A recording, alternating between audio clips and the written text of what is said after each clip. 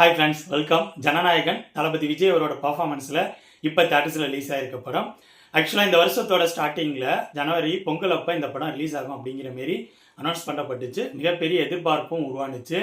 ஆனால் அந்த டைமில் ரிலீஸ் ஆகல, சில பிரச்சனைகள் ஃபேஸ் பண்ணிச்சு அப்படிங்கிற மாதிரி எல்லாருக்கும் தெரியும். அது மட்டும் இல்லாமல் இந்த படத்தோட ஹெச்டி வெர்ஷனே இல்லீகலாக ரிலீஸ் ஆயிடுச்சு.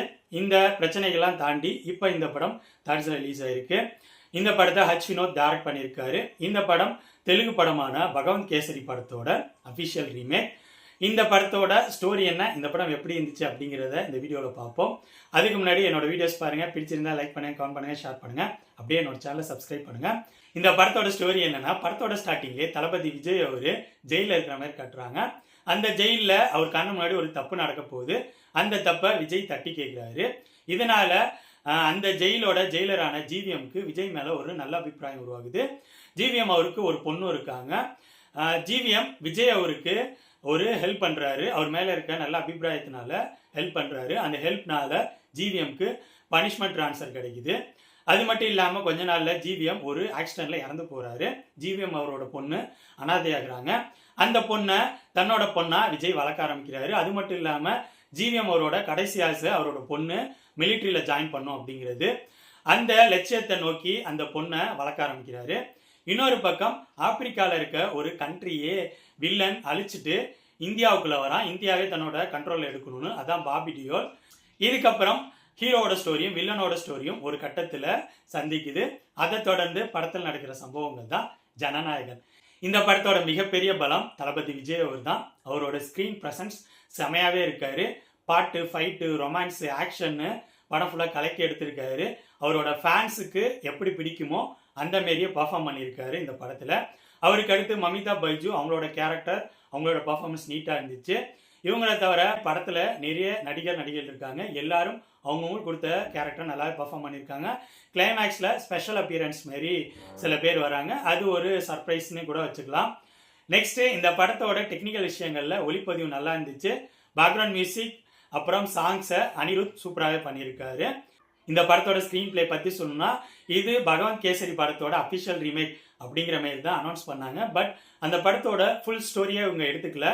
பாதி ஸ்டோரி மட்டும் எடுத்துக்கிட்டு வினோத் அவரோட ஓன் ஸ்டோரியை இதோட லிங்க் பண்ணியிருக்காரு.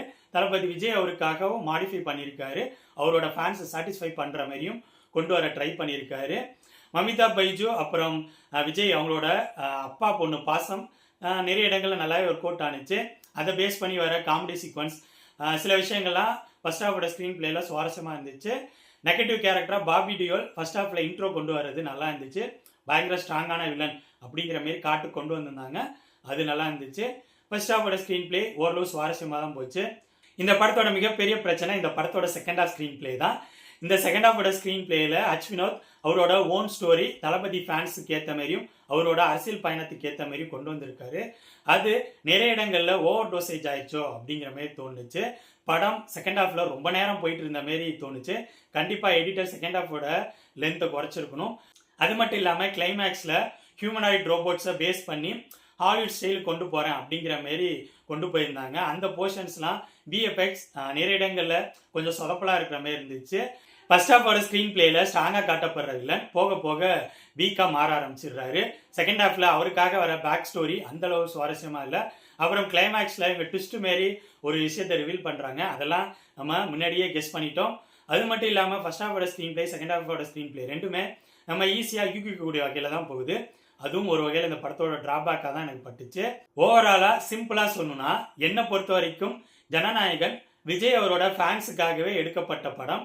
இந்த படம் விஜய் ஃபேன்ஸுக்கு கண்டிப்பாக பிடிக்க வாய்ப்பு இருக்குது. ஏன்னா அவரோட ஃபேன்ஸை சாட்டிஸ்ஃபை பண்ணுற மாதிரியும் அவரோட அரசியல் பயணத்துக்கு ஏற்ற மாதிரியும் இந்த படத்தில் அவரோட பர்ஃபார்மன்ஸ் இருக்குது. படத்தோட ஸ்க்ரீன் பிளேயும் அப்படி தான் இருக்குது. ஆனால் ஜென்ரல் ஆடியன்ஸுக்கு இந்த படம் எந்த லெவல் ஒர்க் அவுட் ஆகும் அப்படிங்கிறது எனக்கு தெரியல. இந்த படம் இப்போ தேட்டர்ஸில் ரிலீஸ் ஆகி ஓடிட்டு இருக்கு. இந்த படத்தில் வயலன்ஸ் கொஞ்சம் அதிகமாகவே இருக்குது. ஸோ என்னோட ரிவ்யூ பேஸ் பண்ணி முடிவு பண்ணிக்கோங்க இந்த படத்தை பார்க்கலாமா வேணாமான்னு. ஜனநாயகன் படத்தை பற்றி என்னோட விமர்சனம் இது. அடுத்த வீடியோவில் இன்னொரு படத்தோட ரிவ்யூவோடு சந்திப்போம். பாய்.